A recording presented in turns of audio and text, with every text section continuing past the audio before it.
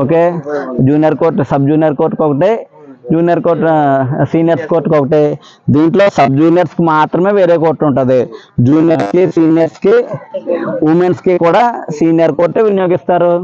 Okay, ఇంకా దీంట్లో క్లిష్టంగా ఇచ్చే ఏమున్నాయి రూల్ చూసుకుందాం.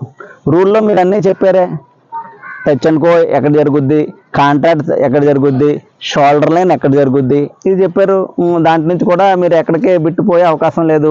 మెజర్మెంట్స్ ఎలాగే పెడతాం. ఇంకా రూల్లో టర్మినాలజీ, కోకోలో వాడి terminology, fold turn, ring game, chain system, tapping, ఏంటండి tapping, double chain, fake, judgement కో, దీన్ని ఏమంటాం, ఫేక్ కో, లేదా అక్కడ ఉన్నారు కదా, 2 ఉంటారు కదా సార్. మీరు పోల్ పట్టుకోండి అటు పక్క ఇటు.